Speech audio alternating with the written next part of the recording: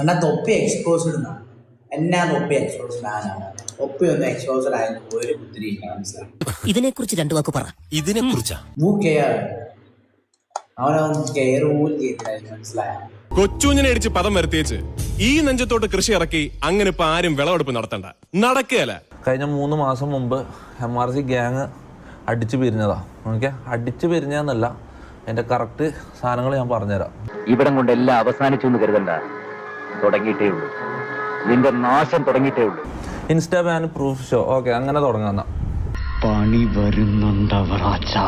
അതായത് ആരോ ഹാക്ക് ചെയ്യാൻ ശ്രമിക്കുന്നതുകൊണ്ട് ഇൻസ്റ്റ ഇത് തന്നു. ഞാൻ പുതിയ പാസ്വേഡ് ഇട്ടു, സെറ്റ് ചെയ്തു.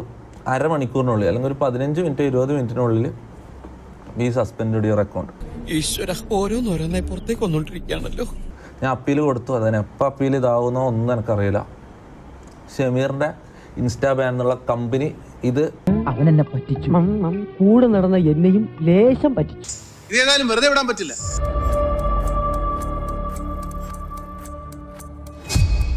പക്ഷേ ഫ്ലാഷ് ബാക്കിലാണ് യഥാർത്ഥ സംഭവം നടക്കുന്നത്. അതായത് ആദിലും അവന്റെ പിള്ളറും കൂടിയിട്ട് തുടങ്ങിയ ഇൻസ്റ്റാ ഫ്ലിക്സ് എന്ന് പറഞ്ഞിട്ട് ഒരു കമ്പനി. അതിൽ ഇൻസ്റ്റാഗ്രാമിൽ വരുന്ന ബാനുകൾ ഇതെല്ലാം മാറ്റി കൊടുക്കും. അതിന് പകരം പൈസ വാങ്ങും സെലിബ്രിറ്റികളെ കയ്യിൽ നിന്ന്. എനിക്കും ശരിയാവില്ല.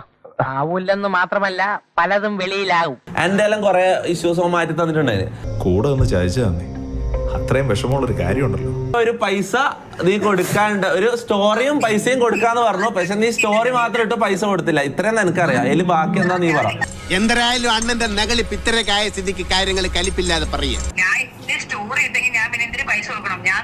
ഞാൻ അവരോട് ചോദിച്ചാണ് സ്റ്റോറി വേണോ പൈസ വേണമെന്ന് പറഞ്ഞു. അത് കഴിഞ്ഞപ്പോ ഞാൻ പറഞ്ഞാ സ്റ്റോറി ഒതുക്കി തന്നെ ഓക്കെ, അത് അങ്ങനെ വിട്ടു. എടാ, നിന്റെ അപ്പന്റെ സ്ഥാനത്ത് ഞാനായിരുന്നെങ്കിൽ നിന്നെ പണ്ടേ വെട്ടി എരിഞ്ഞ് കുടിച്ചു മൂടിയേനെ. 2 ദിവസം മുന്നേ വന്നതിന്റെ പറഞ്ഞു ഇമ്മാതിരി ടീമിന് എന്റെ കൈ കിട്ടിയ ഞാൻ അടിക്കും, നല്ല ഇടിയിടിക്കും. ഇത് നിങ്ങൾ കാണണം. പിള്ളേർക്ക് ഡ്രഗ്സ് കൊടുത്തിട്ട് പിള്ളേരെ സെക്സ്വലി അബ്യൂസ് ചെയ്യാം. അല്ല, അവൻ പറഞ്ഞപ്പോഴേ എനിക്ക് മനസ്സിലായി സംഗതി പുകയാണെന്ന്. ഈ സംഭവം ആയിത്തല്ല കേട്ടോ.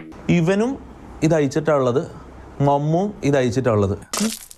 ഇവനൊന്നും നമ്മളെ പോലെ സംസ്കാരമുള്ള കുടുംബത്തിൽ പറഞ്ഞവനല്ല കാര്യം. ഈ ഒരു വീഡിയോ ഇപ്പൊ കാണിക്കാൻ പോകുന്ന ഒരു വീഡിയോ, കുറെ വീഡിയോസ് ഉണ്ട്. ഈ ഒരു വീഡിയോ നിങ്ങൾ കണ്ടുപോയിക്കോ. അയ്യോ, ഓർമ്മിപ്പിക്കല്ലേ പൊന്നെ. മമ്മു ബ്ലോ ചെയ്യാ ഇവൻ മമ്മുനെ കൊണ്ട് ഇവനെ ബ്ലോ ചെയ്യിപ്പിക്ക.